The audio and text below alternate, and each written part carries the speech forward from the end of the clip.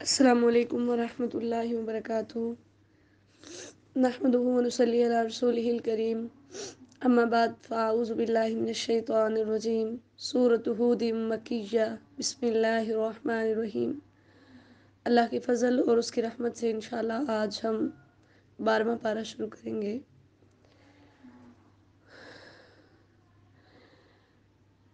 اس صورت کے اندر چونکہ اللہ تعالیٰ نے گزشتہ اقوام کا تذکرہ کیا، ان پر آنے والے عذابوں کا تذکرہ کیا اور اہل ایمان کی نجات اور ان پر آنے والے انعامات کا تذکرہ کیا، تو نبی صلی اللہ علیہ وسلم پر اس کا بہت اثر ہوا۔ عبداللہ بن عباس رضی اللہ تعالیٰ عنہ بیان کرتے ہیں، ترمذی کی حدیث ہے کہ ابو بکر رضی اللہ تعالیٰ عنہ نے پوچھا، اے اللہ کے رسول صلی اللہ علیہ وسلم، آپ بوڑھے ہو گئے ہیں؟ تو آپ نے فرمایا، مجھے ہود، واقعہ، مرسلات، سورہ نابہ اور تکویر نے بوڑھا کر دیا، کیونکہ ان صورتوں کے اندر جو ہے وہ قیامت کی بہت زیادہ منظر کشی کی گئی ہے اور گزشتہ اقوام کے قصے وغیرہ بیان کیے گئے ہیں۔ الف لام را اللہ اعلم بمرادہ، اس کے معنی مراد اللہ ہی جانتے ہیں، یعنی قرآن کے معجزہ ہونے کو ثابت کرنے کے لیے مختلف صورتوں کے شروع میں اللہ تعالیٰ نے حروف مقطعات رکھے۔ کتاب احکمت آیاتہ، سب سے پہلے اللہ تعالیٰ نے اس قرآن کی 4 صفات بیان کی۔ پہلا یہ کہ یہ قرآن ایک کتاب ہے۔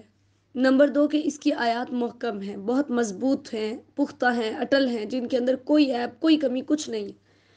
نمبر 3 کہ یہ کھول کھول کر تفصیل سے بیان کی گئی ہیں، اس کے اندر کسی قسم کی کوئی پیچیدگی نہیں ہے، ٹھیک ہے۔ اور نمبر 4 کہ یہ کسی انسان، فرشتے یا کسی بھی مخلوق کی تصنیف نہیں ہے، بلکہ یہ اللہ تعالیٰ کا کلام ہے۔ اللہ تعالیٰ نے حکم دیا آیت نمبر 2 میں، اللہ تعبدوا الا اللہ، یعنی اس قرآن کے نازل ہونے کا مقصد یہ ہے کہ اللہ کے علاوہ کسی کی عبادت نہ کرو۔ اللہ تعالیٰ نے ہر نبی کو دنیا میں بھیجا اور اس نبی نے اسی بات کی دعوت دی کہ اللہ کے علاوہ کوئی معبود نہیں۔ اننی لکم منہ نذیر و بشیر، نبی صلی اللہ علیہ وسلم نے سب سے پہلے اپنے گھر والوں حضرت خدیجہ رضی اللہ تعالیٰ عنہ، زید، علی اور اپنے دوست ابو بکر رضی اللہ تعالیٰ عنہ کے سامنے اللہ کا حکم پیش کیا اور وہ ایمان لے آئے۔ پھر اللہ تعالیٰ نے حکم دیا، وانذر عشیرتک الاقربین، اب آپ اپنے قریبی رشتہ داروں کو ڈرائیے۔ پھر آپ کوہ صفا پر چڑھے اور قریش کو آواز دی۔ پھر اللہ تعالیٰ نے آپ کو تیسرا حکم دیا سورہ سبا کے اندر، وما ارسلناک الا کافۃ للناس بشیرا ونذیرا، کہ ہم نے آپ کو تمام لوگوں کے لیے خوشخبری دینے والا اور ڈرانے والا بنا کر بھیجا۔ تو پھر آپ نے دوسرے ممالک کے بادشاہوں کو خطوط لکھے اور انہوں نے اسلام کی دعوت دی۔ وَأَنِ اسْتَغْفِرُوا رَبَّكُمْ، آیت نمبر 3 کے اندر اللہ تعالیٰ نے استغفار اور توبہ کرنے کا حکم دیا، یعنی اس سے مراد غیر اللہ کی عبادت سے استغفار اور توبہ، یعنی جو تم شرک اور جو نافرمانیاں کر چکے ہو اس پر اللہ تعالیٰ سے معافی مانگو، تو کیا ہوگا، یُمَتِّعُکُم مَتَاعًا حَسَنًا، وہ تمہیں اچھا فائدہ دے گا استغفار کی وجہ سے۔ نبی صلی اللہ علیہ وسلم نے فرمایا، تم جو بھی خرچ کرو گے جس کے ساتھ اللہ کی رضا چاہو گے، اس پر تمہیں اجر دیا جائے گا، صحیح بخاری کی حدیث ہے۔ یہاں تک کہ وہ لقمہ بھی جو تم اپنی بیوی کے منہ میں ڈالو گے، ایسے مومن کو دنیا میں اچھی زندگی عطا ہوتی ہے کہ انسان مطلب اللہ تعالیٰ کے راستے میں جب خرچ کرتا ہے تو اللہ بھی اس کو اچھا بدلہ دیتا ہے۔ وَيُؤْتِ كُلَّ ذِي فَضْلٍ فَضْلَهُ، یعنی ہر کسی کو اللہ تعالیٰ فضل زائد چیز کو کہتے ہیں، یعنی جو عطاعت اور نیکیوں کے اندر جتنا زیادہ ہوگا اس کو اتنا زیادہ اجر ملے گا۔ اِلَى اللَّهِ مَرْجِعُكُمْ، آیت نمبر 4 میں اللہ تعالیٰ نے فرمایا کہ تمہیں آخر کار اپنے رب کے پاس ہی جانا ہے، تمہیں اس سے بے خوف ہو کر آخرت کا منکر نہیں ہونا۔ الا انہم یسنون، آیت نمبر 5 یہ اس وقت نازل ہوئی تھی۔ عبداللہ بن مسعود رضی اللہ تعالیٰ عنہ فرماتے ہیں، صحیح بخاری کی حدیث ہے کہ کعبہ کے پاس 2 قریشی اور 1 ثقفی، یا 2 ثقفی اور 1 قریشی جمع ہوئے، ان کے پیٹوں کے اندر بہت ساری چربی، یعنی بڑے موٹے تھے اور سمجھ بہت کم تھی۔ ان میں سے ایک نے کہا، کیا تم سمجھتے ہو ہم جو کچھ کہہ رہے ہیں اللہ تعالیٰ اسے سن رہا ہے؟ دوسرے نے کہا، اگر ہم بلند آواز سے بات کریں تو سنتا ہے، اگر آہستہ کریں تو نہیں۔ تو اگلے نے کہا، اگر وہ اس وقت سنتا ہے جب ہم بلند آواز سے بات کرتے ہیں تو یقیناً وہ اس وقت بھی سنتا ہے جب ہم آہستہ بات کرتے ہیں۔ اس پر یہ آیت نازل ہوئی تھی، اللہ نے فرمایا وہ ہر حال میں تمہیں جانتا ہے، تم اپنے سینوں کو مروڑو توڑو، تم اپنے کپڑے اپنے اوپر لپیٹو، تم جو کچھ بھی کرو، یعلم ما یسرون وما یعلنون، وہ تمہاری ظاہری پوشیدہ تمام باتوں کو جانتا ہے۔ اور اسی طرح ایک اور حدیث بھی صحیح بخاری کے اندر آتی ہے کہ کچھ لوگ اس بات سے حیا کرتے تھے کہ قضاء حاجت کے وقت اپنی شرمگاہوں کو آسمان کے سامنے ننگا کریں، یا اپنی بیویوں سے جماع کرتے وقت تو شرمگاہوں کو آسمان کے سامنے ظاہر کرنے سے وہ شرم محسوس کرتے۔ تو اللہ تعالیٰ نے یہ آیت اتاری کہ میرے سامنے تو تم کبھی بھی نہیں چھپ سکتے نا، تم کسی بھی تم جتنے بھی پردے اختیار کر لو، انہ علیم بذات الصدور، یعنی میرے علم کا تو یہ حال ہے کہ میں تمہارے دلوں کی باتیں بھی جانتا ہوں۔ وما من دابہ، دابہ کہتے ہیں ہر جاندار کو، خواہ وہ مذکر ہو، مؤنث ہو، عاقل ہو، غیر عاقل ہو، ہر کوئی جو اس زمین میں چلنے والا ہے اللہ کے ذمے اس کا رزق ہے، یعنی اس کو اللہ ہی رزق دیتا ہے۔ اب یہاں پر اللہ تعالیٰ نے پیچھے اپنے علم کا تذکرہ کیا اور آگے رزق کا تذکرہ کیا، تو اس کا مطلب یہ ہے کہ اللہ کے علم کی اتنی یعنی وسعت ہے کہ اگر اس کا علم ہر جگہ پر وسیع نہ ہو تو وہ تمام مخلوقات کو رزق نہیں پہنچا سکتا۔ یہ اس کے علم کی وسعت ہی ہے کہ وہ ہر جگہ پر ہر کسی کو رزق دیتا ہے، جیسے نبی صلی اللہ علیہ وسلم نے فرمایا، ترمذی کی حدیث ہے، اگر تم اللہ پر بھروسہ کرو جیسا اس پر توکل کا حق ہے تو یقیناً تمہیں اسی طرح رزق دیا جائے گا جیسے پرندوں کو دیا جاتا ہے۔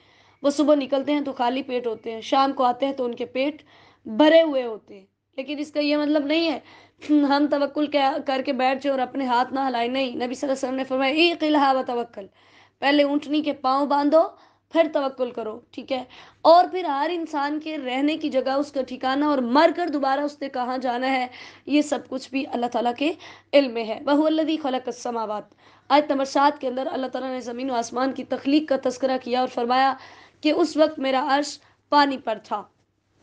صحیح بخاری کی حدیث ہے، نبی صلی اللہ علیہ وسلم سے یمن کے کچھ لوگوں نے کائنات کی ابتدا کے بارے میں پوچھا تو آپ صلی اللہ علیہ وسلم نے فرمایا اللہ تعالیٰ تھا، اس سے پہلے کوئی چیز نہیں تھی، اس کا عرش پانی پر تھا، پھر اس نے آسمان و زمین کو پیدا کیا اور لوح محفوظ میں ہر چیز اس نے لکھ دی۔ اسی طرح صحیح مسلم کی حدیث میں ہے کہ اللہ تعالیٰ نے مخلوقات کی تقدیر آسمان و زمین کو پیدا کرنے سے 50,000 سال پہلے لکھ دی اور اس وقت اس کا عرش پانی پر تھا۔ اب یہ زمین و آسمان اس نے کیوں بنائے؟ لیبلوکم ایھکم احسن عملا، یعنی اس وجہ سے کہ وہ آزمائے کہ تم میں سے اچھے عمل کون کرتا ہے اور برے کون کرتا ہے۔ اس آزمائش کے لیے اس دنیا کو بنایا گیا اور پھر مرنے کے بعد تمہیں دوبارہ اللہ کے پاس ہی اٹھ کر جانا ہوگا۔ آیت نمبر 8 میں اللہ تعالیٰ نے فرمایا کہ یہ جو قیامت کے منکر ہیں، جو عذاب کے منکر ہیں، یہ جو مانگتے ہیں اس کے مطالبے کرتے ہیں تو ہم نے تھوڑا سا مؤخر کیا، اگر ہم لے آئیں گے تو پھر اس کو کوئی ٹال نہیں سکے گا۔ وَلَئِنْ أَذَقْنَا الْإِنسَانَ مِنَّا رَحْمَةً، آیت نمبر 9 کے اندر اللہ تعالیٰ نے انسان کی ایک کمزوری بیان کی ہے کہ جب اس کو کوئی رحمت ملتی ہے، کوئی نعمت ملتی ہے اور جیسے ہی جو ہے وہ ہم اس سے وہ چھین لیتے ہیں، تھوڑی سی اس کو مصیبت پہنچتی ہے، لَیَئُوسٌ کفور، نہ شکریہ کرنے لگ جاتا ہے، نہ امید ہو جاتا ہے۔ اور آیت نمبر 10 میں اللہ تعالیٰ نے فرمایا اور اگر تکلیف کے بعد جو ہے وہ ہم نعمتیں دینے لگتے ہیں تو وہ کہتا ہوتا ہے کہ میری ساری تکلیفیں ختم ہو گئی ہیں، فرح فخور، پھر اتراتا ہے، تکبر کرتا ہے، یعنی پھر اللہ تعالیٰ کو بھول جاتا ہے، ٹھیک ہے؟ آیت نمبر 11 اِلَّا الَّذِينَ صَبَرُوا، مگر جو لوگ ایمان لائے اور انہوں نے صبر کیا، اچھے اعمال کیے۔ یہ حدیث بار بار میں ریپیٹ کرتی ہوتی ہوں، صحیح مسلم کی حدیث ہے، نبی صلی اللہ علیہ وسلم نے فرمایا مومن کا معاملہ بھی عجیب ہے، اس کا ہر کام ہی خیر ہے اور یہ چیز مومن کے سوا کسی کو حاصل نہیں، اگر اسے کوئی خوشی پہنچتی ہے تو شکر کرتا ہے سو وہ اس کے لیے خیر ہے، اور اگر اسے کوئی تکلیف پہنچتی ہے اور مصیبت پہنچتی ہے تو صبر کرتا ہے تو یہ بھی اس کے لیے خیر ہے۔ فَلَعَلَّكَ تَارِكٌ بَعْضَ، آیت نمبر 12 کے اندر کافر جو تھے وہ ہر وقت کسی نہ کسی معجزہ لانے کی فرمائش کرتے رہتے تھے، تو نبی صلی اللہ علیہ وسلم اس وجہ سے پریشان ہوتے، تو اللہ تعالیٰ نے آپ کو تسلی دی کہ ہمیں لگتا ہے کہ آپ ان کی وجہ سے جو ہے نا اس وحی کو چھوڑ دیں گے اور آپ کا سینہ تنگ ہو جائے گا، انما انت نذیر، آپ کی ڈیوٹی صرف اتنی ہے کہ آپ صرف اللہ کا پیغام پہنچانے آئے ہیں، آپ ان کی پرواہ نہ کریں، واللہ علی کل شیء وکیل، ان کے مطالبات کو پورا کرنا نہ کرنا اللہ تعالیٰ کا اختیار ہے۔ آیت نمبر 13، پھر انہی کا وہ اعتراض کہ اس نے یہ قرآن خود بنا لیا، تو ہم نے پڑھا ہے کہ اللہ تعالیٰ نے ان کو مختلف چیلنج کیے، تو یہاں پر اللہ تعالیٰ نے چیلنج کو تھوڑا شارٹ کیا اور ان سے کہا کہ اگر تم اس کتاب جیسی کتاب نہیں لا سکتے تو ایک سورت لے آؤ اور پوری دنیا میں جس کو تم نے اپنی مدد کے لیے بلانا ہے بلا لو۔ آیت نمبر 14، فَإِن لَّمْ يَسْتَجِيبُوا لَكُمْ فَاعْلَمُوا، اگر وہ تمہیں جواب نہیں دیتے تو تم جان لو، یعنی اس کے دو مطلب ہے، یہ کہ اے مسلمانوں اگر وہ کافر تمہارا یہ چیلنج قبول نہیں کرتے تو تم یہ یقین کر لو کہ یہ قرآن صرف اللہ کے علم سے اتارا گیا ہے، اس کے علاوہ کوئی معبود نہیں ہے، یعنی کسی کے اندر بھی یہ طاقت نہیں ہے۔ اور دوسرا مطلب یہ ہے کہ پچھلی آیت میں جو مشرکین کو اللہ تعالیٰ نے یہ حکم دیا کہ وَدْعُوا مَنِ اسْتَطَعْتُم مِّن دُونِ اللَّهِ، اللہ کے علاوہ جسے بلانا ہے اسے بلا لو، اس کے بعد اللہ نے فرمایا اگر وہ تمام لوگ جنہیں تم اس کام کے لیے بلاؤ گے، یعنی عرب کے بڑے بڑے فصحاء، بلغاء، شعراء، خطباء،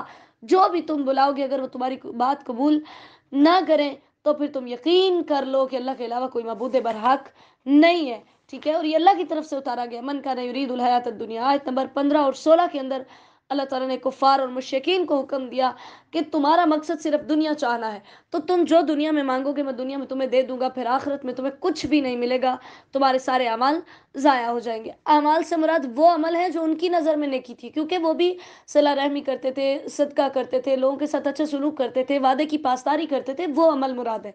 افمن کان علی بینۃ من ربی، آیت نمبر 17 کے اندر اللہ تعالیٰ نے فرمایا ایک وہ شخص جو اپنے رب کی طرف سے واضح دلیل پر ہے، بینۃ سے مراد نبوت کی نشانیاں اور دلائل ہے، وشاہد منہ اور اس کی طرف سے گواہی دینے والا، شاہد سے مراد قرآن مجید ہے جو نبی صلی اللہ علیہ وسلم کی صداقت کی تائید کرتا ہے، ٹھیک ہے۔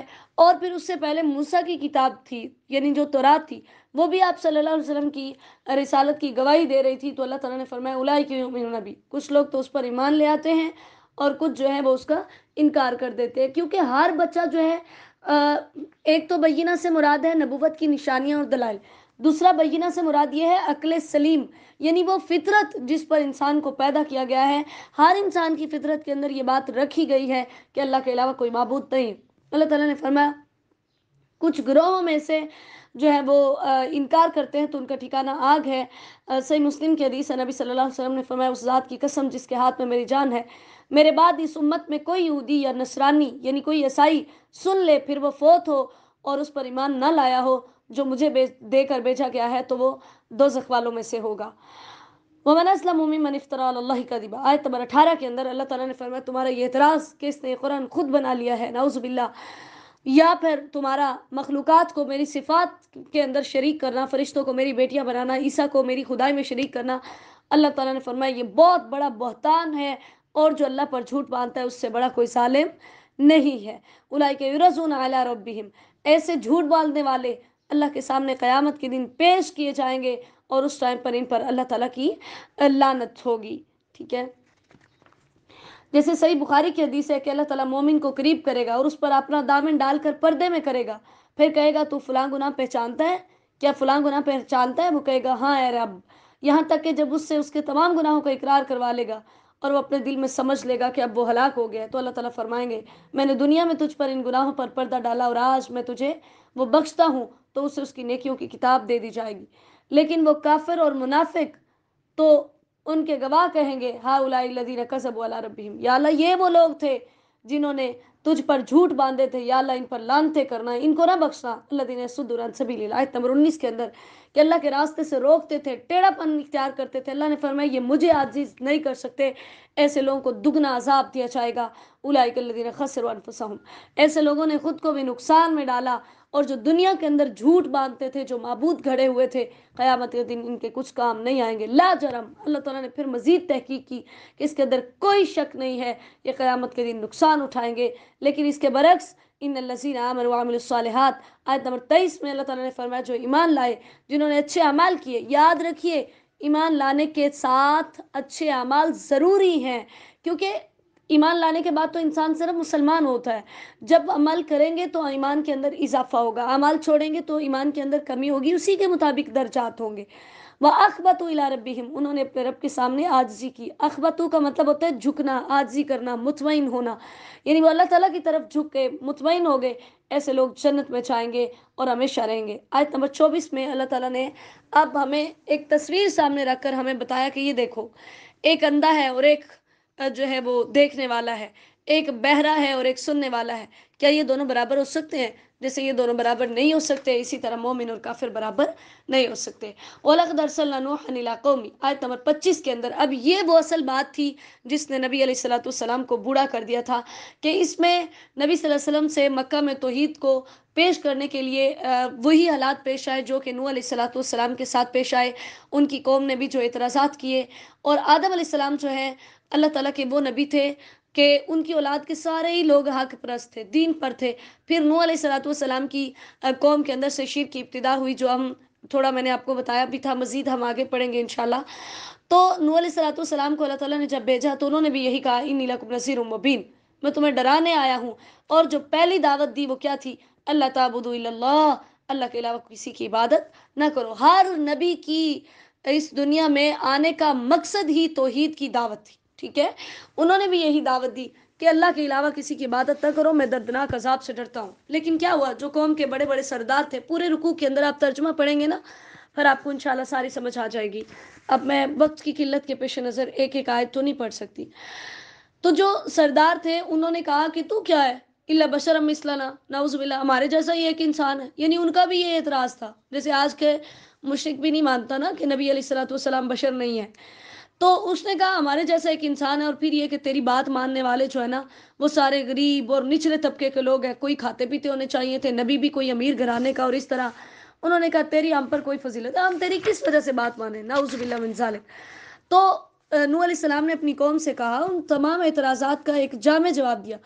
کہا کہ ایک تو یہ کہ میرے رب کے پاس سے، میری طرف سے، میرے پاس میرے رب کی طرف سے بینہ دلیل آئی ہے، یعنی نبوت آئی ہے میرے پاس، اور پھر اس نے مجھے اپنی طرف سے ایک رحمت دی ہے کہ مجھے اس نے نبوت دی ہے، فامیت علیکم، جو تم پہ اندھی کر دی گئی ہے، تو میں تمہیں زبردستی تو دھکے سے تو اس دین میں داخل نہیں کر سکتا۔ اور پھر اپنی قوم کو کہا کہ دیکھو میں تم سے کچھ نہیں مانگتا، دنیا کا میرا کوئی مطالبہ نہیں، اور تمہاری وجہ سے تم کہتے ہو کہ تیری بات ماننے والے کم درجے کے لوگ ہیں، تو میں ان کو بھی نہیں ہٹاؤں گا، کیونکہ اگر میں ان کو ہٹا دوں اور اللہ مجھے سزا دے تو کون میری مدد کرے گا، یعنی مجھے اللہ سے کون بچائے گا۔ دیکھو نبیوں کا بھی یہ عقیدہ تھا کہ جب اللہ کی پکڑ آتی ہے تو کوئی بچا نہیں سکتا۔ پھر آیت نمبر 31 میں انہوں نے فرمایا کہ دیکھو نہ تو میں تمہیں یہ کہتا ہوں کہ میں اللہ کے خزانوں کا مالک ہوں، نہ ہی میں غیب جانتا ہوں، یعنی ہر نبی کے منہ سے اللہ نے بات کہلوائی کہ میرے علاوہ کوئی غیب نہیں جانتا، پھر میں فرشتہ بھی نہیں ہوں۔ تو اور وہ لوگ جن کو تم کمتر سمجھتے ہو، میں انہیں کہوں کہ وہ انہوں نے اسلام قبول کیا تو اللہ انہیں کوئی بلائیاں نہیں دے گا، نہیں، اللہ کو بہتر پتہ ہے کہ ان کے دلوں کے اندر کیا ہے۔ انی ذل من الظالمین، اگر میں ایسا کام کروں گا، ایسی کوئی بھی باتیں میں تم سے کہوں گا تو میں ظالم ہوں گا۔ انہوں نے نوح علیہ السلام پر بڑا غصہ کیا، کہا اچھا بڑا تو جھگڑا کر رہا ہے ہمارے سامنے، بڑا تو سر اٹھا رہا ہے، اور یعنی اس طرح کی باتیں، ہم تو تجھے نہیں چھوڑیں گے۔ نوح علیہ السلام نے فرمایا کہ اگر میری نصیحت تمہیں فائدہ نہیں دیتی، ہاں نہیں بھی دے سکتی، کیونکہ اگر اللہ تمہیں گمراہ کرنے کا ارادہ کرتا ہے تو پھر میری نصیحت تمہیں کبھی بھی فائدہ نہیں دے سکتی۔ انہوں نے بھی یہی کہا کہ ہم یقولون افطرا، وہ کہتے ہیں کہ اس نے یہ قرآن خود گھڑ لیا ہے۔ اب کچھ مفسرین کہتے ہیں کہ اس آیت کا تعلق بھی نوح علیہ السلام سے، اور کچھ کہتے ہیں کہ اس کا تعلق نوح علیہ السلام سے نہیں ہے، بلکہ درمیان میں اللہ تعالیٰ نے ایک بات علیحدہ سے کی کہ مشرکین کہتے ہیں کہ اس نے قرآن خود گڑھ لیا ہے، تو ان کو بتا دیجیے اگر میں نے خود گڑھا ہے تو میرا جرم میرے اوپر ہے، اور میں تمہارے جرموں سے بری ہوں، یعنی تمہیں اس چیز کی فکر نہیں ہونی چاہیے کہ میں نے اپنے پاس سے گڑھ لیا، اس کی سزا تو مجھے ملے گی، تم سے جو مطالبہ کیا جا رہا ہے تم اس کو پورا کرو۔ آیت نمبر 36، پھر نوح علیہ السلام کی طرف اللہ تعالیٰ نے وحی کی کہ لن یؤمن من قومک الا من قد آمن، اب جس نے ایمان لانا تھا وہ ایمان لا چکا ہے، مزید کوئی بھی ایمان نہیں لائے گا، لہٰذا اب آپ کیا کیجئے، ہماری آنکھوں کے سامنے اور ہماری وحی کے مطابق ایک کشتی بنائیے۔ تقریباً 950 سال کی تبلیغ کے بعد تقریباً 80 لوگوں نے صرف اسلام قبول کیا تھا، استغفر اللہ۔ اب اس آیت سے یہ بھی ثابت ہوا، آیت نمبر 37 سے، کہ اللہ تعالیٰ کی آنکھیں ہیں، کہ ہماری آنکھوں کے سامنے بناؤ، لیکن اس کی کیفیت کے اندر جانا ہمارے لیے یہ جائز نہیں ہے، ہمارا بس ایمان ہے کہ اللہ کی جیسی صفات ہیں ویسی ہی ہیں۔ وَيَصْنَعُ الْفُلْكَ، اب نوح علیہ السلام کشتی بنا رہے تو جب بھی وہ ادھر سے گزرتے نعوذ باللہ تو مذاق اڑاتے، کہتے ہیں کہ ہمیں تبلیغ بڑی کر لی ہے، جب کسی نے وہ باتیں نہیں مانی تو اب اس نے کشتیاں بنانی شروع کر دی ہیں، ٹھیک ہے، اور اس طرح کی یہ باتیں کرتے۔ تو نوح علیہ السلام نے فرمایا ان تسخروا منا فإنا نسخر منکم کما تسخرون، آج تم ہمارا مذاق اڑا رہے ہو، کل کو ہم بھی تمہارا مذاق اڑائیں گے، اور تمہیں پتہ چل جائے گا کہ رسوا کن عذاب کس کے پاس آتا ہے۔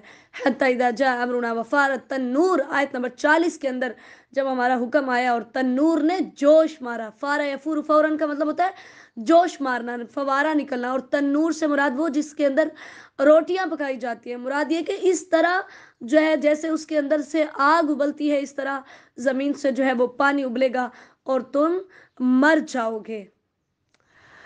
استغفر اللہ واتوب الیہ۔ پھر اللہ تعالیٰ نے نوح علیہ السلام کو حکم دیا کہ آپ اس کے اندر ہر چیز کے جوڑے جوڑے جو تھے وہ سوار کر لیجئے۔ وَأَهْلَكَ، آیت نمبر 40 کے اندر، وَأَهْلَكَ، اور اپنے اہل کو بھی، یعنی اپنے گھر والوں کو بھی۔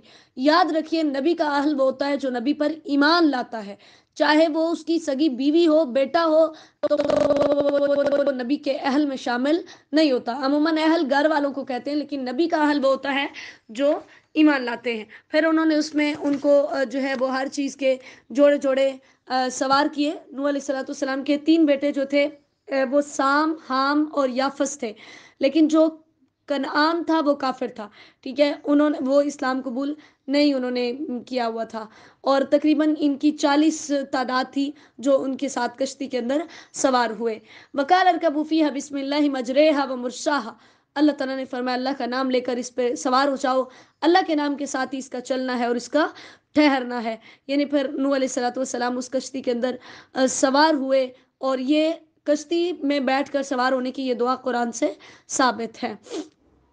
پھر اسی طرح سفاری پر بیٹھنے کی جو دعا ہے وہ نبی صلی اللہ علیہ وسلم سے ثابت ہے، جو سورہ زخرف کے اندر آتی ہے آیت نمبر 13 اور 14 میں. سبحان الذی سخر لنا ھذا وما كنا له مقرنین وإنا إلی ربنا لمنقلبون وہی تجری بہم فی موج کالجبال. اب وہ کشتی کی کیفیت بیان ہو رہی ہے آیت نمبر 42 میں، کہ وہ پہاڑوں کی طرح جو موجیں تھیں، لہریں تھیں، ان کے اندر وہ کشتی چل رہی تھی. تو اس ٹائم پر نوح علیہ السلام کی شفقت دیکھیے، کہا یا بنیا، اے میرے بیٹے، اے میرے چھوٹے بیٹے. اب جب نوح علیہ السلام کشتی میں سوار ہونے کی دعوت دے رہے تھے تو اس ٹائم اپنے بیٹے کو پکارا، کہا ولا تکن مع الکافرین، بیٹا ابھی بات مان لو، کافروں میں سے نہ ہو جاؤ. ٹھیک ہے، تو بیٹا بڑا بدبخت تھا. آیت نمبر 43 میں اس نے کہا میں جودی پہاڑ پر چڑھ جاؤں گا، یہ پہاڑ مجھے بچا لے گا. ٹھیک ہے، تو نوح علیہ السلام نے فرمایا لا عاصم اليوم من امر اللہ الا من رحم.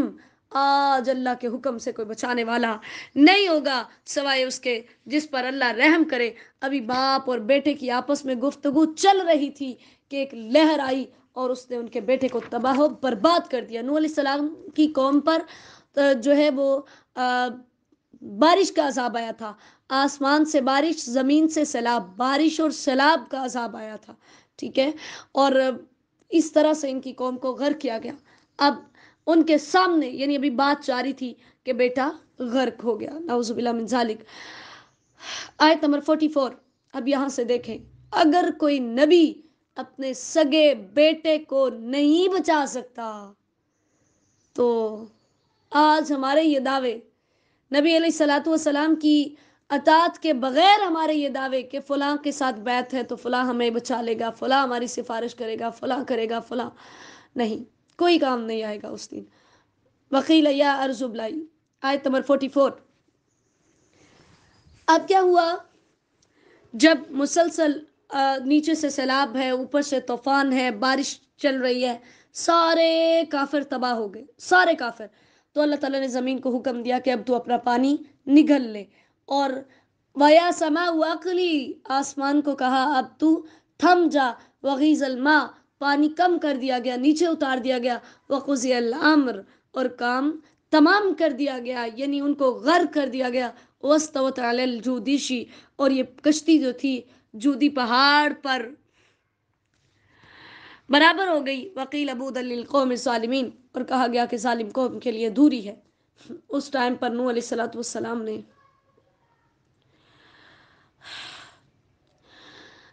السلام نے اپنے رب کو پکارا، اللہ سے دعا کی. یعنی باپ نے جب دیکھا نا سارے کافر غرق ہو گئے اور بیٹا بھی، تو کہا یا اللہ ان ابنی من اہلی، میرا بیٹا تو میرے اہل میں سے تھا اور تیرا وعدہ سچا ہے، تو نے کہا تھا کہ اپنے اہل کو سوار کر لے، میں تجھے اور تیرے اہل کو بچا لوں گا. قال یا نوح انہ لیس من اہلک، اللہ تعالیٰ نے فرمایا نوح وہ تیرے اہل میں سے نہیں تھا. انہ عمل غیر صالح، کیونکہ اس کے اعمال اچھے نہیں تھے. ٹھیک ہے، یہاں سے پتہ چلا کہ نبی کا اہل وہ ہوتا ہے جو اس پر ایمان لاتے ہیں. اللہ تعالیٰ نے فرمایا اب آپ کو نصیحت کر رہا ہوں کہ آئندہ مجھ سے وہ سوال نہیں کرنا جس کا آپ کے پاس علم نہ ہو، آئندہ مجھ سے وہ چیز نہیں مانگنی. یہاں سے بھی پتہ چلا کہ اللہ کا علم ہر چیز پر محیط ہے، انبیاء کے پاس بھی وہ علم نہیں ہے. قال ربی انی اعوذ بک، فوراً اللہ کے نبی آیت نمبر 47 میں اللہ سے معافی مانگی، کہا یا اللہ مجھے معاف کر دے، میں تیری پناہ میں آتا ہوں کہ میں تجھ سے وہ سوال کروں جس کا مجھے علم نہیں ہے، اور اگر تو نے مجھے نہ بخشا، تو نے مجھ پر رحم نہ کیا تو اکن من الخاسرین، میں نقصان اٹھانے والا ہو جاؤں گا. یعنی میں تیرا بندہ ہوں، میں تیری مخلوق ہوں، اگرچہ میں نبی ہوں، اگر تو مجھ پر رحم نہیں کرے گا تو میں ہلاک ہو جاؤں گا. اللہ تعالیٰ نے نوح علیہ السلام کو آیت نمبر 48 کے اندر اللہ تعالیٰ نے فرمایا کہ نوح علیہ السلام کو پھر ہم نے حکم دیا آپ سلامتی کے ساتھ اتریے، برکتوں کے ساتھ اتریے. وَعَلَىٰ أُمَمٍ مِّمَّن مَّعَكَ، اور ان لوگوں پر بھی برکتیں ہیں بہت ساری جو آپ کے ساتھ ہیں. اور وَأُمَمٌ سَنُمَتِّعُهُمْ، اور کچھ ایسی بھی امتیں آئیں گی، یعنی آئندہ نبی صلی اللہ علیہ وسلم کو تسلی دی کہ آپ کے بعد بھی، نوح علیہ السلام کو اللہ نے بتایا آپ کے بعد بھی قیامت تک بہت ساری قومیں آئیں گی جن کو اللہ کا پیغام پہنچایا جائے گا. اگر وہ مان لیں گے تو ٹھیک، نہیں مانیں گے تو پھر ان کو ہلاک کر دیا جائے گا. تِلْکَ مِنْ أَنْبَاءِ الْغَیْبِ، آیت نمبر 49 بہت اہم ہے. اللہ تعالیٰ نے نبی صلی اللہ علیہ وسلم کو جب سب کچھ بتایا تو آپ نے فرمایا یہ غیب کی خبریں ہیں، نوحیہا الیک، ہم ان کو آپ کی طرف وحی کرتے ہیں.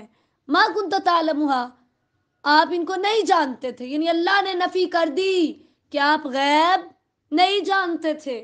ٹھیک ہے، قرآن پڑھیے تاکہ ہمارے عقائد کی اصلاح ہو سکے.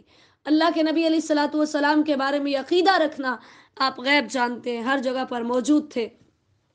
اللہ تعالیٰ نے خود کہا یہ غیب کی خبریں آپ ان کو نہیں جانتے تھے. ولا قومک، اور نہ ہی آپ کی قوم جانتی تھی. فصبر، لہٰذا آپ صبر کیجئے، ڈٹ چاہیے اس راستے کے اندر جو آپ نکلے ہیں. نوح علیہ السلام کی مثال لیجئے، 950 سال تبلیغ کی، اس کے باوجود کتنے لوگ ایمان لائے. اس لیے آپ صبر کیجئے. ان العاقبۃ للمتقین، وقتی طور پر آپ کو جتنی بھی پریشانیاں اٹھانی پڑیں، آخرکار جو فیصلہ ہوتا ہے وہ متقیوں کا ہی ہوتا ہے. اور آپ دیکھیے اس کے لیے نوح علیہ السلام کی قوم کا واقعہ دیکھیے، موسیٰ علیہ السلام کا واقعہ دیکھیے، نبی علیہ الصلوۃ والسلام کا بدر میں دیکھیے کہ 313 تھے اور اللہ نے حق کو کیسا غلبہ دیا. وَإِلَىٰ عَادٍ أَخَاهُمْ هُودًا، اب پھر اللہ تعالیٰ نے یہ واقعات بیان کر کے کفار مکہ کے سامنے یہ بات ثابت کرنا چاہی کہ میرا یہ نبی سچا نبی ہے، اس کی نبوت کے اندر، اس کی رسالت کے اندر اور اس کتاب کے، قرآن کے حق ہونے کے اندر کسی قسم کا کوئی شک نہیں ہے. وَإِلَىٰ عَادٍ أَخَاهُمْ هُودًا، پھر اللہ تعالیٰ نے اگلے نبی کا تذکرہ کیا کہ ہود علیہ السلام جو تھے قوم عاد کی طرف آئے. انہوں نے بھی آ کر ان کو توحید کی دعوت دی اور کہا اِنْ أَنْتُمْ إِلَّا مُفْتَرُونَ، تم اللہ پر جھوٹ باندھ رہے ہو، تمہیں ایسا نہیں کرنا چاہیے. انہوں نے بھی اپنی قوم سے یہی کہا کہ میں تم سے دنیا کی کوئی چیز نہیں مانتا. اِنْ أَجْرِيَ إِلَّا عَلَى الَّذِي فَطَرَنِي، میری تو مزدوری اس رب کے پاس ہے جس نے مجھے پیدا کیا. فطر کا اصل معنی ہوتا ہے پھاڑنا، فطر کا اصل مطلب ہوتا ہے پھاڑنا. جیسے سورہ انفطار میں آتا ہے اذا السماء انفطرت، جب آسمان پھٹ جائے گا. اور فطرنی سے مراد کیا ہے کہ مجھے کسی گزشتہ نمونے کے بغیر اللہ نے پھاڑ کر مجھے اللہ تعالیٰ نے پیدا کیا. فلا تعقلون، کہ تم عقل نہیں رکھتے؟ یعنی جو تم سے کچھ مانگتا بھی نہیں اس کے باوجود وہ اتنی فکر سے تمہارے پیچھے لگا ہے تو تم اس کو ساتھ کیا رویہ اختیار کر رہے ہو؟ یہ ہر دور میں لوگوں کا رویہ رہا ہے دین کا کام کرنے والوں کے ساتھ، ہر دور میں، کہ یہ فری میں ملتا ہے نا، اس لیے جب دل کرتا ہے گروپ چھوڑ جاتے ہیں، جب دل کرتا ہے کلاس چھوڑ دیتے ہیں، اور جب دل کرتا ہے ٹیچر کی انسلٹ بھی کر دیتے ہیں، جب دل کرتا ہے ٹیچر کے اوپر اعتراض بھی کر دیتے ہیں، کیونکہ فری مل رہا ہوتا ہے. اور یہ پہلے لوگوں کا بھی یہی رویہ تھا. انبیاء بالکل بغیر کسی مزدوری کے دنیا کا کوئی مطالبہ نہیں کرتے تھے، تو لوگوں کا ان کے ساتھ بھی یہ رویہ ہوتا تھا. اس لیے ہمیں دین کا کام کرنے والوں کو صبر کا مظاہرہ کرنا چاہیے. وَيَا قَوْمِ اسْتَغْفِرُوا رَبَّكُمْ، آیت نمبر 52 میں اللہ تعالیٰ نے اس بات کا تذکرہ کیا کہ قوم ہود علیہ السلام نے اپنی قوم سے کہا اپنے رب سے بخشش مانگو. ثُمَّ تُوبُوا إِلَيْهِ، پھر اللہ کی طرف توبہ کرو. یعنی یوں خوب اہتمام کے ساتھ اللہ سے معافی مانگو تو کیا ہوگا؟ نمبر 1، یرسل السماء علیکم مدرارا، وہ آسمان کو تم پر بھیجے گا خوب برسانے والا. السماء، آسمان کے علاوہ ہر بلند چیز کو سماؤن کہا جاتا ہے. ٹھیک ہے، یعنی یہاں سے مراد بادل ہے، بارش ہے، یہ مسلسل یعنی تمہارے پاس آئے گی. یہاں سے پتہ چلا کہ استغفار کی وجہ سے جو ہے وہ رحمتیں برستی ہیں. وَيَزِدْكُمْ قُوَّةً إِلَىٰ قُوَّتِكُمْ، اللہ تعالیٰ تمہاری قوت کے اندر اضافہ کرے گا. وَلَا تَتَوَلَّوْا مُجْرِمِينَ، یعنی اللہ کی اطاعت سے منہ نہ موڑو. تو انہوں نے کہا ہے ہود ما جیتنا ببینا، تو ہمارے پاس کوئی ایسی واضح دلائل اور ایسی نشانیاں نہیں لے کر آیا کہ جن کو سن کر یہ دیکھ کر ہمیں یہ یقین ہو جائے کہ تو واقعی اللہ کا سچا نبی ہے، اور ہم تیری وجہ سے اپنے معبودوں کو بھی نہیں چھوڑیں گے. جیسے آج ہمیں لوگ کہتے ہیں کہ تم لوگ جتنا مرضی بچا لو، ہم نہیں ماننے والے. ٹھیک ہے، تو اور یہ حقیقت ہے. مجھے اپنے گاؤں کے اندر اس دفعہ الحمدللہ 12واں سال، مطلب میں ایک بات شیئر آپ سے کر رہی ہوں. 12واں سال ہے ان کو نماز تراویح پڑھاتے ہوئے، اور 12واں ہی سال ہے ان کی نماز ٹھیک کراتے ہوئے اور ان کے عقیدے کی اصلاح کراتے ہوئے۔ آپ یقین کریں ابھی تک بھی کچھ لوگ ایسے ہیں جو جس نقطے پر کھڑے تھے وہ کھڑے ہیں۔ تو پھر مجھے قرآن یاد آتا ہے اور تسلی مل جاتی ہے کہ جب اللہ مہرے لگا دیتا ہے نا تو پھر لوگ نہیں بدلتے۔ نماز بھی پڑھنے آتے ہیں، بڑی روٹین سے پڑھنے آتے ہیں، سنتے بھی ہیں بیٹھ کر، لیکن مانتے نہیں ہیں، ٹھیک ہے، سنتے بھی پورے اہتمام سے پورے وقت پر آئیں گے سننے کے لیے، لیکن مانتے نہیں۔ تو وہی بات ہے کہ انہوں نے کہا ہود علیہ السلام کی وما نحن بتارک آلہتنا عن قولک، تیری باتوں کی وجہ سے ہم اپنے معبودوں کو نہیں چھوڑیں۔ تو وہ بھی مجھے یہی کہتے ہیں، وہ کہتے ہیں آپ کی باتیں بہت اچھی ہیں، آپ بہت اچھا بتاتی ہو، سکون بھی ملتا ہے سن کر، رونا بھی آتا ہے، لیکن یہ جو پوائنٹ جہاں کھڑا ہے نا یہ وہاں ہی کھڑا رہنا ہے۔ پھر میں کہتی ہوں کہ پھر میں کچھ نہیں کہہ سکتی، اللہ سے دعا کر سکتی ہوں کہ وہ آپ کے دلوں کے زنگ کو دور کر دے، تکلیف ہی محسوس کر سکتی ہوں اس بات پر۔ تو انہوں نے بھی ایسا ہی کہا تھا، ان نقول الا تراکا، انہوں نے کہا کہ ہم تیری وجہ سے اپنے معبود چھوڑ دیں، ہمیں لگتا ہے کہ ہمارے معبودوں نے جو ہے نا وہ تجھے کوئی تکلیف پہنچائی ہے، یہ جو تو ان کی وجہ سے ان کی اس طرح سے توہین کرتا ہے نا تو ہمیں لگتا ہے کہ تجھے مار پڑے گی۔ جیسے لوگ کہتے ہوتے ہیں نا ہائے نہ کہنا بابا جی ایسے کر دیں گے، تمہاری یہ ٹانگ توڑ دیں گے، تمہارا یہ کر دیں گے، وہ کر دیں گے۔ ہمارا یہ ایمان ہے اللہ کے علاوہ کوئی بھی کچھ بھی نہیں کر سکتا۔ تو ہود علیہ الصلوۃ والسلام نے ان کو چیلنج کیا، انی اشہد اللہ، میں اللہ کو بھی گواہ بناتا ہوں اور تمہیں بھی گواہ بناتا ہوں کہ میں تمہارے شرک سے بری ہوں، من دونی، اللہ کے علاوہ تم سب کو ملا لو اور میرے بارے میں تدبیریں کرو، ثم لا تنظرون، پھر مجھے ڈھیل نہ دو، جو سزا مجھے دینی ہے تم دے لو، انی توکلت علی اللہ ربی و ربکم، میں نے اپنے رب پر بھروسہ کیا ہے، کیونکہ ما من دابۃ الا هو آخذ بناصیتها، آیت نمبر 56 میں اللہ تعالیٰ نے فرمایا اس زمین پر چلنے والے ہر جاندار کی پیشانی اللہ کے ہاتھ میں، پیشانی سے مراد یعنی اس کے اوپر اللہ کا کنٹرول ہے۔ جیسے ہم نے پڑھا تھا نا اسلام کا کیا مطلب ہوتا ہے، خود کو اللہ کے سپرد کر دینا۔ جب بندہ مسلمان ہوتا ہے تو اپنی باغیں اللہ کے ہاتھ میں دے دیتا ہے کہ وہ مجھے جہاں چاہے چلا دے۔ فَإِن تَوَلَّوْا فَقَدْ أَبْلَغْتُكُمْ، اگر تم پھر جاتے ہو تو میں نے تمہیں اللہ کا پیغام پہنچا دیا ہے، ٹھیک ہے، وَلَا تَضُرُّونَهُ شَيْئًا، تم اللہ کا کچھ نقصان نہیں کر سکتے، اب تمہاری مرضی ہے تم مانتے ہو نہیں مانتے۔ وَلَمَّا جَاءَ أَمْرُنَا، آیت نمبر 58، جب ہمارا حکم آیا، عذاب آیا، یعنی انہوں نے نہیں مانا تو کیا کیا، اللہ تعالیٰ فرماتے ہیں ہم نے ہود علیہ السلام کو اور جو ان کے ساتھ ایمان لائے تھے ان کو اپنی رحمت سے نجات دے دی، اور باقی جو تھے ان کو ہم نے غرق کر دیا۔ ان کے اوپر اللہ تعالیٰ نے تیز و تند ہوا بھیجی تھی، آندھی بھیجی تھی، یعنی ان پر آندھی کا عذاب آیا تھا جو 7 راتیں اور 8 دن مسلسل چلتی رہی تھی، جس نے ان کی جڑیں اکھیڑ دی اور ان کو تباہ و برباد کر دیا۔ اللہ تعالیٰ نے فرمایا وَتِلْكَ عَادٌ، آیت نمبر 59 میں، یہ قوم عاد تھی جنہوں نے اپنے رب کی آیات کا انکار کیا اور اپنے رسولوں کی نافرمانی کی اور سرکش لوگوں کی پیرویاں کی، تو اللہ نے دنیا میں بھی ان پر لعنت کی اور قیامت کے دن بھی ان پر لعنت ہوگی۔ اللہ بود علیہ قوم ہود، قوم ہود کے لیے، قوم یعنی جو ہود علیہ السلام کی قوم ہے ان کے لیے ہلاکت ہے، دوری ہے، لعنت ہے، یعنی ان کو یہ واقعات بتا کر یہ بتایا جا رہا ہے کہ تم سے کس قدر مضبوط اور قداور قومیں جن کو اللہ نے تباہ و برباد کر دیا، تو تم کس بات کی مولی ہو۔ آیت نمبر 61، وَإِلَىٰ ثَمُودَ أَخَاهُمْ صَالِحًا، یہاں پر صالح علیہ الصلوۃ والسلام کی قوم کا تذکرہ ہے، ٹھیک ہے، یہ مدائن کے اندر رہتے ہوتے تھے۔ نبی صلی اللہ علیہ وسلم جب تبوک کی طرف گئے تھے نا تو یہاں سے گزرے تھے، ان کی بستی سے۔ عبداللہ بن عمر رضی اللہ تعالیٰ عنہ فرماتے ہیں، مسند احمد کی حدیث ہے، نبی صلی اللہ علیہ وسلم اس وادی میں تھے تو آپ نے فرمایا ان عذاب دیے ہوئے لوگوں پر مت داخل ہو مگر ایسی حالت میں کہ تم رونے والے ہو، اگر تمہیں رونا نہ آئے تو ان پر داخل نہ ہونا، کہیں تمہیں بھی اس جیسا عذاب نہ آ پہنچے جو ان کو آ پہنچا تھا۔ اب یہاں پر صالح علیہ الصلوۃ والسلام کا تذکرہ ہے کہ اخاہم، بھائی تمہارا بھیجا، بھائی سے مراد چونکہ وہ اسی قبیلے کے شخص ہوتے تھے نا تو تمام لوگ قبیلے کے جو ہیں وہ آپس میں ایک دوسرے کے خیر خواہ ہوتے ہیں، ایک دوسرے کے بھائی ہوتے ہیں۔ انہوں نے بھی آ کر اپنی قوم کو اللہ کی دعوت دی اور اللہ کی طرف بلایا اور انہیں یہی کہا کہ تم بھی اپنے گناہوں کی بخشش مانگو۔ قالوا یا صالح، آیت نمبر 62، انہوں نے کہا ہم تو تجھے بڑا اچھا سمجھتے ہوتے تھے، ہم نے تو تجھ سے بڑی امیدیں لگائی ہوئی تھی، ہم تو تجھے بڑا مطلب ایک اچھا انسان سمجھتے تھے، اب تو ہی اٹھ کر ہمارے معبودوں کے خلاف بولنے لگ گیا ہے تو ہم تیری کسی بات کی طرف نہیں آئیں گے۔ مما تدعونا الیہ مریب، ہم شک میں ہیں، یعنی ذہن کی وہ کیفیت ہوتی ہے شک جس میں آدمی دو چیزوں میں سے کسی ایک چیز کو ترجیح نہیں دے سکتا، یعنی اور ریب ایسا شک ہوتا ہے جو انسان کو بے چین کرے رکھتا ہے، بے قرار رکھتا ہے۔ قال یا قوم، اب انہوں نے بھی آیت نمبر 63 میں اپنی قوم کو کہا کہ دیکھو اگر میرے رب نے مجھے دلیل دی ہے، مجھے نبوت دی ہے، مجھے رحمت دی ہے، تو اگر میں اللہ کی نافرمانی اس کے باوجود بھی کرتا ہوں تو کون مجھے بچائے گا؟ اب ان کی قوم نے یہ مطالبہ کیا کہ ہمارے سامنے اس پہاڑ میں سے ایک اونٹنی نکلے جو حاملہ ہو اور ہمارے سامنے بچے کو جنم دے تو ہم ایمان لے آئیں گے۔ صالح علیہ السلام نے اللہ سے دعا کی، اللہ تعالیٰ نے اونٹنی بھیج دی۔ اونٹنی آئی تو صالح علیہ السلام نے ان کو بتایا کہ دیکھو یہ اللہ کی طرف سے نشانی آئی ہے، ایک دن کنویں پر تم پانی پلایا کرو اور ایک دن اس اونٹنی کو پانی پلایا کریں گے، اور اس کو بالکل کوئی تکلیف نہ پہنچانا، یہ کہ کیونکہ یہ کوئی عام اونٹنی نہیں ہے، یہ اللہ تعالیٰ کی طرف سے عذاب بطور نشانی آئی ہے۔ اب انہوں نے کیا کیا؟ فَعَقَرُوهَا، آیت نمبر 65، انہوں نے اس کی ٹانگیں کاٹ دی۔ قیدار بن سالف، قاف قلم والا، دال الف را، بن سالف سین الف لام فا، اس نے اور اس کے ساتھ کچھ قوم کے اور لوگ تھے، انہوں نے نعوذ باللہ اس اونٹنی کے پاؤں کاٹ دیے، ٹھیک ہے، اور پھر اس طرح جو ہے ان کو عذاب دیا گیا، اور ان کو وعدہ دیا صالح علیہ السلام نے کہ 3 دن تک جو ہے وہ تم انتظار کرو، 3 دن کے بعد جو ہے وہ تم پر عذاب آئے گا۔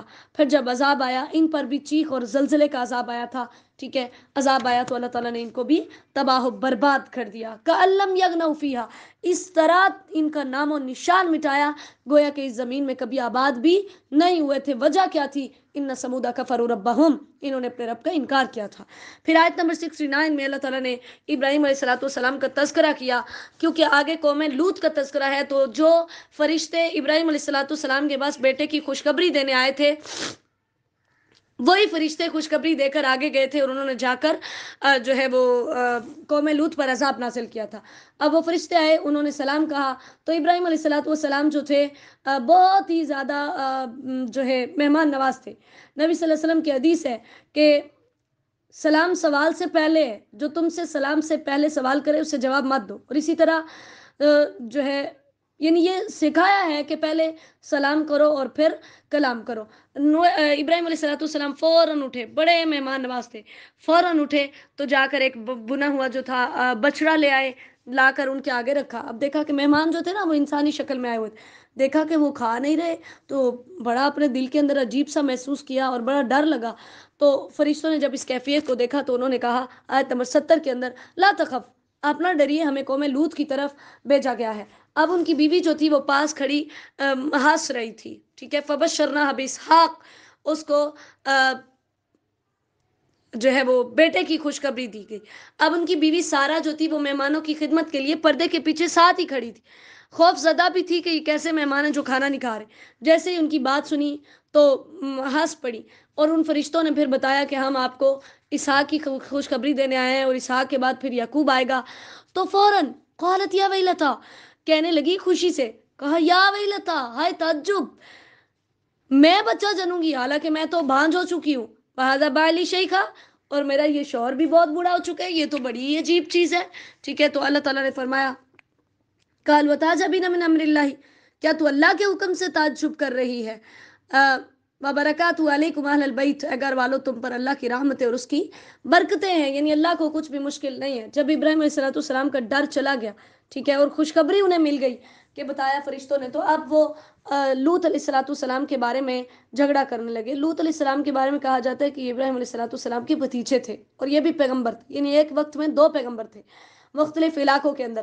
اب ابراہیم علیہ السلام چونکہ بہت تحمل والے تھے، بڑے رجوع کرنے والے، بہت زیادہ پیار کرنے والے تھے، تو انہوں نے کہا فرشتوں سے، قرآن پاک کے دوسرے مقام پر ہے، فرشتوں سے کہا تم اس قوم پر عذاب نازل کرو گے جس میں لوط بھی موجود ہے؟ تو اللہ تعالیٰ نے فرمایا یا ابراہیم وعرض عن ھذا، آپ منہ پھیریے، آپ یہ بات نہ کیجیے، کیونکہ ہم ان کو وہاں سے نکالیں گے، ہمیں پتہ ہے۔ اب کیا ہوا؟ لوط علیہ السلام کے پاس جب وہ فرشتے گئے، سیء بہم وضاق بہم، لوط علیہ السلام بڑے پریشان ہوئے۔ سیاہ کا مطلب ہوتا ہے غمگین ہونا، برا لگنا کوئی چیز، اور دل کے اندر تنگی محسوس کرنا، بڑے پریشان ہوئے کیونکہ ان کی قوم دوڑتی ہوئی ان کے پاس آ گئی۔ آگے سارا اسی بات کا تذکرہ ہے، اور ان کی قوم کا یہ گندا فعل تھا کہ مرد مردوں کے ساتھ اور عورتیں عورتوں کے ساتھ جو ہے وہ اپنی نفسانی خواہشات کو پورا کرتی تھی۔ تو ان کو لوط علیہ السلام نے کہا ہاؤلائی بناتی، یہ میری بیٹیاں ہیں، یعنی مراد یہ میری بیٹیوں سے کہ یہ دیکھو یہ قوم کی بیٹیاں، یہ ساری عورتیں، ان کے ساتھ تم اپنی شہوت کو پورا کرو۔ فتق اللہ، اللہ سے ڈر جاؤ، ولا تخزونی فی ضیفی، میرے مہمانوں کے سامنے مجھے رسوا نہ کرو، یعنی یہ میرے مہمان ہیں، تم ان کے ساتھ تو یہ گندا کام نہ کرو۔ قالوا لقد علمت، اب ان کی قوم نے آیت نمبر 79 میں انہوں نے حکم دیا تجھے پتہ ہے ہمیں تیری بیٹیوں کے اندر یعنی لڑکیوں کے اندر کوئی انٹرسٹ نہیں ہے اور تو جانتا ہے جو ہم چاہتے ہیں. قال لو ان لی بکم قوہ، آیت نمبر 80 کے اندر لوط علیہ السلام نے ایک یعنی لوط علیہ السلام جو تھے نا وہ ان کی قوم میں سے نہیں تھے. کہا کاش اس وقت میری قوم میرے ساتھ ہوتی، میرا قبیلہ میرے ساتھ ہوتا، میرا خاندان ہوتا تو میں تم سے نبٹ لیتا. ٹھیک ہے، نبی صلی اللہ علیہ وسلم نے فرمایا اللہ تعالیٰ لوط پر رحم کرے، یقیناً وہ بہت مضبوط سہارے کی پناہ رکھتے تھے، اور وہ سہارا کون سا تھا؟ اللہ تعالیٰ کا. ٹھیک ہے، تو دنیاوی اسباب کے لیے اس طرح سے کسی سے مدد مانگنا یہ کوئی گناہ والا کام نہیں ہے. یہ انہوں نے دنیاوی کام کے اندر کہا کہ آج میری قوم ہوتی تو وہ مجھے بچا لیتی. قالوا یا لوط، اب فوراً ہی جیسے فرشتوں نے دیکھا کہ لوط علیہ السلام بہت پریشان ہو رہے ہیں تو انہوں نے کہا آپ پریشان نہ ہو، ہم تو اللہ کے فرشتے ہیں، یہ کبھی بھی ہماری طرف نہیں پہنچ سکتے. اور ان کو بتایا کہ آپ راتوں رات اپنی قوم کو لے کر یہاں سے نکل جائیں، جو ایمان والے ہیں ان کو ساتھ لے کر نکل جائیں، اور کوئی بھی مڑ کر نہیں دیکھے گا الا امراتک، سوائے آپ کی بیوی کے. یعنی آپ کی بیوی مڑ کر دیکھے گی کیونکہ وہ بھی ان میں شامل تھی. وہ خود برائی نہیں کرتی تھی لیکن اطلاع دے دیتی ہوتی تھی کہ مہمان آ گئے ہیں تم آ جاؤ. اب یہ بھی ہمیں پتہ چلتا ہے کہ نبی کی بیوی بدکار نہیں ہو سکتی، کافرہ ہو سکتی ہے لیکن نبی کی نکاح کے اندر بد کردار عورت نہیں ہو سکتی، تو وہ خود برائی نہیں کرتی تھی. اب صبح کے وقت ان پر عذاب آنا تھا. ٹھیک ہے، اور عذاب کیسا آیا کہ اللہ تعالیٰ نے نعوذ باللہ من ذالک استغفر اللہ، پہلے ان کی بستی کو الٹایا، نیچے سے اٹھایا اوپر لے گئے، اوپر سے الٹا کر کے نیچے پھینکا، پھر ان پر پتھروں کی بارش برسائی جو نوکدار تھے، اور ان کے اوپر مسومتن نشان زدہ تھے، جس کو جو پتھر لگنا تھا اس کے اوپر اس کا نام لکھا ہوا تھا. نعوذ باللہ من ذالک. وما ہی من الظالمین ببعید. اب جب گئے تو وہ بیوی مڑ مڑ کر دیکھ رہی تھی تو اس پر بھی عذاب کا کوڑا برسا اور وہ مر گئی. یہاں سے پتہ چلا کہ نبی اپنی بیوی اور اپنے بیٹے کو بھی نہیں بچا سکتا. اگر وہ کافر ہوں گے نجات اسے ہی ملے گی جو اللہ پر ایمان لائے گا. وَإِلَى مَدْيَنَ أَخَاهُمْ شُعَيْبًا، آیت نمبر 84 کے اندر پھر حضرت شعیب علیہ السلام کا تذکرہ ہے. انہوں نے بھی اپنی قوم کو آ کر اللہ کی توحید کی دعوت دی، اور ان کی قوم کی یہ برائی تھی کہ وہ ماپ تول کے اندر کمی کرتے ہوتے تھے. انہوں نے بھی اپنی قوم کو منع کیا، کہا بقیت اللہ خیر لکم ان کنتم مؤمنین، آیت نمبر 86. یعنی بے ایمانی سے جو تم جمع کرتے ہو یہ اس سے بہتر نہیں ہے جو اللہ نے تمہارے لیے بچت رکھی ہے. وما انا علیکم بحفیظ، یعنی میں تم پر نگران نہیں ہوں کہ ہر وقت دیکھتا رہوں تم کتنا تول رہے ہو اور کتنا ماپ رہے ہو، اللہ تو دیکھ رہا ہے نا. آیت نمبر 87. انہوں نے کہا شعیب تیری نماز تجھے یہی حکم دیتی ہے کہ ہم تیری وجہ سے اپنے معبودوں کو چھوڑ دیں اور ہم اپنے مالوں کے اندر تیری باتیں ماننے شروع کر دیں؟ قال یا قوم ارائیتم، انہوں نے بھی یہی جواب دیا کہ تم دیکھو اگر میرے رب نے مجھے نبوت دی ہے، بینہ سے مراد نبوت ہے، اور ورزقنی منہ رزقا حسنا، میرے رب نے مجھے اچھا رزق دیا ہے، میرا تمہاری مخالفت کرنے کا کوئی ارادہ نہیں، میں تو صرف تمہاری اصلاح کرنا چاہتا ہوں اور اتنی اصلاح کروں گا جتنی مجھے طاقت ہے. وما توفیقی الا باللہ، میرے پاس وہی طاقت ہے جو اللہ نے مجھے دی ہے، میرا اسی پر بھروسہ ہے، میں نے اسی کے پاس جانا ہے. صحیح بخاری کی حدیث ہے ایک آدمی کو قیامت کے دن لایا جائے گا اور آگ میں پھینکا جائے گا، اس کی انتڑیاں تیزی سے باہر نکل پڑیں گی تو وہ اس طرح گھومے گا جیسے گدھا اپنی چکی کے گرد گھومتا ہے. تو جہنمی اس پر اکٹھے ہو جائیں گے اور کہیں گے اے فلاں تیرا کیا معاملہ ہے، کیا تو ہمیں نیکی کا حکم نہیں دیتا تھا اور ہمیں برائی سے منع نہیں کرتا تھا؟ وہ کہے گا ہاں میں تمہیں تو حکم دیتا تھا لیکن خود وہ نیکی نہیں کرتا تھا. اللہ تعالیٰ ہم سب کو محفوظ فرمائے. وَيَا قَوْمِ لَا يَجْرِمَنَّكُمْ شِقَاقِي، آیت نمبر 89. انہوں نے کہا میری قوم صرف مجھ سے ذاتی دشمنی کی وجہ سے تم ایسے کام نہ کرو کہ تمہیں بھی وہ عذاب پہنچے جو تم سے پہلی قوموں کو پہنچا. وَاسْتَغْفِرُوا رَبَّكُمْ ثُمَّ تُوبُوا إِلَيْهِ، ہر نبی نے اپنی قوم کو یہی دعوت دی کہ اللہ کی عبادت کرو اور استغفار کرو. قالوا یا شعیب، آیت نمبر 91. انہوں نے کہا اے شعیب ہمیں تیری باتیں سمجھ نہیں آتی. وَإِنَّا لَنَرَاكَ فِينَا ضَعِيفًا، ہم سمجھتے ہیں تو بڑا کمزور ہے، اگر تیرا قبیلہ نہ ہوتا تو ہم تجھے سنسار کر نعوذ باللہ پتھر مار مار کر مار دیتے. قال یا قوم ارہتی، بڑا تعجب کیا. آیت نمبر 92. کہا اللہ سے زیادہ میرے قبیلے کی تمہیں پرواہ ہے جبکہ میرے رب تمہارے اعمال کو گھیرنے والا ہے. اے میری قوم جاؤ، اگر تم نہیں مانتے تم اپنی جگہ عمل کرو، میں اپنی جگہ عمل کرتا ہوں، تمہیں پتہ چل جائے گا رسوا کن عذاب کس کے پاس آتا ہے. اب انہوں نے بھی بات نہیں مانی. اللہ تعالیٰ نے شعیب علیہ السلام کو اور ایمان والوں کو نجات دے دی. ان پر بھی زلزلے اور چیخ کا عذاب آیا تھا. اللہ تعالیٰ نے ایسے تباہ کیا کأن یغنوا فیہا، گویا کہ زمین میں کبھی آباد ہی نہیں ہوئے تھے. وَلَقَدْ أَرْسَلْنَا مُوسَىٰ بِآيَاتِنَا، پھر اللہ تعالیٰ نے آیت نمبر 96 کے اندر موسیٰ علیہ السلام کا تذکرہ کیا جن کو ہم نے اپنی 9 نشانیاں دے کر بھیجا. 9 نشانیاں کون سی تھی؟ موسیٰ علیہ السلام کی لاٹھی جو سام بنتی تھی، ید بیضا جو ہاتھ ڈالتے اور وہ چمکدار ہو کر باہر نکلتا، پھر قحط سالیاں، پھلوں کی کمی، طوفان، टिड्डियाँ, जुएं, मेंढक और खून। ठीक है, ये 9 निशानियां थी जो उनको दी गई। वो सुल्तान मुबीन, वाज़ेह दलाइल अल्लाह ताला ने उनको देकर भेजा। फिर ये हम काफ़ी दफ़ा इस तस्करे को पढ़ चुके हैं कि वो उनके पास आए फ़िरौन के पास, और फ़िरौन नहीं माना।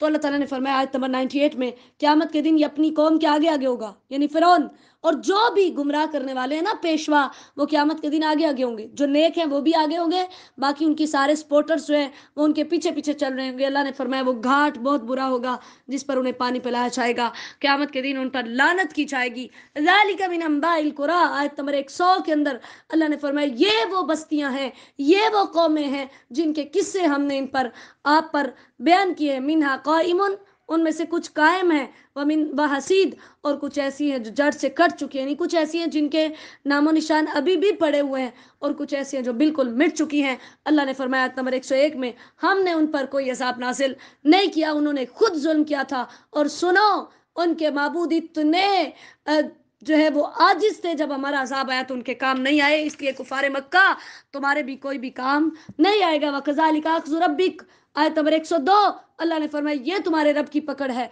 जब अल्लाह किसी बस्ती को पकड़ता है तो फिर उसकी पकड़ बहुत सख्त होती है। जैसे सही बुखारी के हदीस से अल्लाह ताला जालिम को ढील देता है, लेकिन आखिरकार जब उसे पकड़ता है तो ऐसा पकड़ता है कि वो उससे छूट कर कहीं नहीं जा सकता। अल्लाह ताला ने फरमाया आयत नंबर 103 में, इसमें निशानियां हैं उसके लिए जो आखिरत के अजाब से डरता है। वमान वखिरहु इल्ला लिअजलिन मादूद, जो आपकी कौम पर अजाब नहीं आ रहा, हमने उसको एक मुकर्रर वक्त के लिए मौखर किया हुआ है, जिस दिन वो आएगा। ला तकल्लमु नफ्सुन इल्ला बिइज़्निही, कोई भी अल्लाह के हुक्म के बगैर बोल नहीं सकेगा। कुछ बदबख्त होंगे और कुछ नेक बख्त होंगे। जो नेक बख्त होंगे वो जन्नतों में जाएंगे, हमेशा रहेंगे, और जो बदबख्त होंगे वो आग के अंदर जाएंगे। आयत नंबर 106, ज़फ़ीर और शहीक गधे की आवाज़ें हैं। ज़फ़ीर उसकी वो आवाज़ है जो शुरू के अंदर होती है, और शहीक गधे की वो आवाज़ है जो उसकी आखिर पर आवाज़ होती है। यानी इस तरह जो है वो वहाँ पर उनके मामले को किया जाएगा और हमेशा हमेशा रहेंगे। जैसे सही बुखारी की हदीस है, मौत को एक मेंढे की शक्ल में जन्नत और जहन्नुम के दरमियान लाकर ज़बह कर दिया जाएगा। ऐलान करने वाला ऐलान करेगा, अहले जन्नत अब मौत नहीं है, और अहले नार अब मौत नहीं है। तो जन्नतियों की खुशियों के अंदर मज़ीद इजाफा होगा और जहन्नमियों के गम के अंदर मज़ीद इजाफा होगा। अल्लाह ताला ने फरमाया आयत नंबर 109 में, जो हमने आपको भेजा उसके बारे में आप शक में ना पड़े, यानी जिनकी ये इबादत करते हैं ये सिर्फ इसलिए इबादत कर रहे हैं कि इनके आबा व अजदाद ने की थी, लिहाजा आप इनकी कोई परवाह ना करें। आयत नंबर 110, वलक़द आतैना मूसल किताब फ़ख्तुलिफ़ फ़ीह, अल्लाह ताला ने फरमाया हमने मूसा अलैहिस्सलाम को किताब दी, उसमें भी इख्तिलाफ किया गया था। आप परेशान ना हो, अगर इस कुरान के अंदर इख्तिलाफ किया जा रहा है तो ये कोई नई बात नहीं है। अगर हमारी बात गुजर चुकी ना होती तो अभी फैसला कर दिया जाता। गुजर चुकी बात से मुराद ये है कि हम अपने नबी की सदाकत को वाज़ेह करना चाहते होते हैं, इसलिए फ़ौरन अज़ाब नहीं भेजते, और फिर इस तरह के आपका रब उनको उनके अमाल का पूरा पूरा बदला देगा, क्योंकि वो उनके अमाल को देखने वाला है। फस्तकिम कमा उमिरता, आयत नंबर 112, आप बिल्कुल सीधे रहिए जो आपको हुक्म दिया जा रहा है। इसीलिए नबी सल्लल्लाहु अलैहि वसल्लम ने फरमाया था, शय्यबतनी हूदुन, मुझे सूरह हूद ने बूढ़ा कर दिया। कि अल्लाह ने ये सारी अंबिया के अक़वाम किस्से बयान करने के बाद अल्लाह ने फरमाया फस्तकिम कमा उमिरता, आपने बिल्कुल कोई लचक अपने अंदर नहीं आने देनी, उस पर डट जाइए, सीधे हो जाइए जो आपको हुक्म दिया जा रहा है। वमन ताबा मा का, और जो आपके साथ तौबा कबूल करे, वला ततगऊ, और आप सरकशी ना करें। फस्तकिम, इस्तिकामत एक ऐसा लफ्ज़ है जिसके अंदर पूरी शरीयत आ जाती है, अकायद, आमाल, अखलाक, हर चीज़ आ जाती है कि आपने ये सारे काम करने हैं। जैसे सही मुस्लिम की हदीस है, सुफियान बिन अब्दुल्ला सकफ़ी रज़ियल्लाहु तआला अन्हु ने कहते हैं कि मैंने नबी सल्लल्लाहु अलैहि वसल्लम से कहा, अल्लाह के रसूल मुझे इस्लाम के अंदर कोई ऐसी बात बताएं कि उसके बाद या उससे पहले मुझे किसी से कुछ, आपके बाद किसी से कुछ और पूछने की ज़रूरत ना रहे। तो आपने फरमाया कुल आमनतु बिल्लाहि सुम्मा इस्तक़िम, तू कह मैं अल्लाह पर ईमान लाया हूँ, फिर उस पर इस्तिक़ामत इख्तियार कर, उस पर डट जा, वला ततगऊ, और फिर सरकशी ना करो, यानी जो इस्लाम की हुदूद है उनसे बाहर ना निकलो। जैसे वो 3 लोग जो आए थे, एक ने नबी सल्लल्लाहु अलैहि वसल्लम की इबादत के बारे में सवाल किया, एक ने कहा मैं हमेशा रोज़े रखूंगा, एक ने कहा हमेशा रात को इबादत करूंगा, एक ने कहा मैं कभी निकाह नहीं करूंगा। तो नबी सल्लल्लाहु अलैहि वसल्लम ने फरमाया मैं सोता भी हूँ, मैंने निकाह भी किए हैं, और मैं रोज़े भी रखता हूँ, अफ्तार भी करता हूँ, तुम मुझसे बढ़कर अल्लाह से डरने वाले नहीं हो, और ये मेरा तरीका है, मेरी सुन्नत है, जो मेरी सुन्नत से बेरग़बती इख्तियार करेगा वो मुझ में से नहीं। सुम्मा ला तुनसरून, तुम्हारी कोई मदद नहीं की जाएगी। वला तरकनू इलल्लज़ीना ज़लमू, आयत नंबर 113, जुल्म की तरफ माइल ना हो जाओ, क्योंकि ہم نے پہلے بھی حدیث پڑھی کہ اللہ تعالیٰ نے ظلم کو اپنے نفس پر حرام کر لیا. واقیم الصلاۃ طرفی النہار، آیت نمبر 14. اللہ تعالیٰ نے فرمایا استقامت کے بعد اب اللہ نے فرمایا کہ اب تم نمازیں قائم کرو. اور نماز کیسی پڑھنی ہے؟ صحیح بخاری کی حدیث ہے، صلو کما رأیتمونی اصلی، ویسی نماز پڑھو جیسی مجھے نماز پڑھتے دیکھا. مرد اور عورت کی نماز کے اندر قطعاً کہیں کوئی فرق نہیں ہے سوائے ان فرق کے جو نبی علیہ الصلوۃ والسلام نے بتا دیے. آج ہماری شیطان نے پوری کی پوری نماز ہی بگاڑ دی. آج ہمارے پاس نماز محمدی تو ہے ہی نہیں. ہمارے پاس کوئی کس نام سے نماز ہے، کوئی کس نام سے. اللہ تعالیٰ ہماری حفاظت فرمائے. طرفی النہار، دن کے دو کنارے ہیں، طلوع فجر سے غروب آفتاب تک اللہ تعالیٰ نے حکم دیا. وزلفا من اللیل، اور رات کی گھڑیوں کے اندر تم نمازیں، یعنی پوری 500 نمازیں اس کے اندر آ جاتی ہیں. ان الحسنات یذہبن السیئات، برائیاں کر لو تو اس کے بعد اچھائیاں کیا کرو، کیونکہ اچھائیاں برائیوں کو مٹا دیتی ہیں. مسند احمد کی حدیث ہے، نبی صلی اللہ علیہ وسلم نے فرمایا برائی کے ساتھ نیکی کرو تاکہ یہ اسے مٹا دے. ٹھیک ہے. اب نیکیاں برائیوں کو 3 طرح سے دور کرتی ہیں. ایک تو یہ کہ جو نیکیاں کرتا ہے اس کی برائیاں معاف کر دی جاتی. نمبر 2، جو نیکیاں پکڑے اس سے برائی چھوٹ جاتی ہے. اور نمبر 3 کہ جس ملک میں نیکیوں کا رواج ہوگا وہاں ہدایت آ جائے گی، گمراہی جو ہے وہ مٹ جائے گی.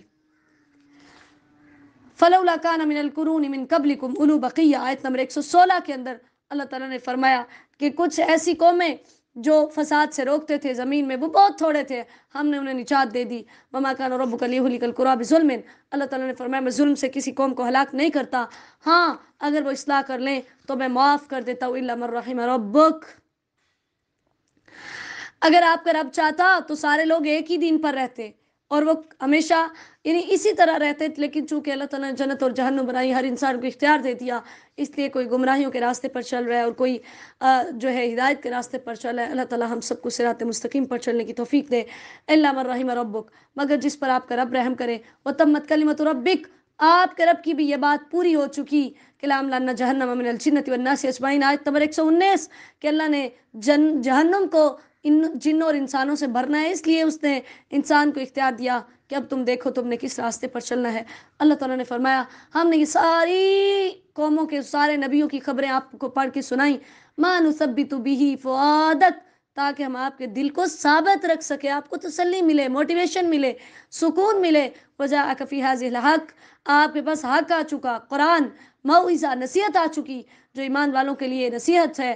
اور آپ ان لوگوں سے کہہ دیجئے جو ایمان نہیں لاتے، اعملوا علی مکانتکم، آیت نمبر 122. تم بھی 121 اور 22 کے اندر تم اپنی جگہ پر عمل کرو، میں اپنی جگہ پر عمل کرتا ہوں، تم بھی انتظار کرو، میں بھی انتظار کرتا ہوں. کیونکہ وَلِلَّهِ غیب السماوات والارض، زمین و آسمان کا غیب اللہ کے پاس ہے، تمام معاملات اسی کی طرف لٹائے جاتے ہیں. میں کچھ نہیں کر سکتا، میرے اختیار میں کچھ نہیں ہے، گرچہ میں نبی ہوں. فَاعْبُدْهُ، اللہ کی عبادت کرو. وَتَوَکَّلْ عَلَیہِ، اس پر بھروسہ کرو، کیونکہ اللہ تمہارے اعمال سے غافل نہیں ہے، تم جو مانگو گے وہ تمہیں دے گا. انشاءاللہ سورہ یوسف ہم کل پڑھیں گے. اللہ تعالیٰ سے دعا ہے وہ ہمیں اپنے عقائد کی اصلاح کرنے کی توفیق عطا فرمائے، ہمیں دنیا و آخرت میں نمایاں کامیابی نصیب فرمائے، ہمارے حال پہ رحم فرمائے، ہماری تمام نیک حاجات کو پورا فرمائے.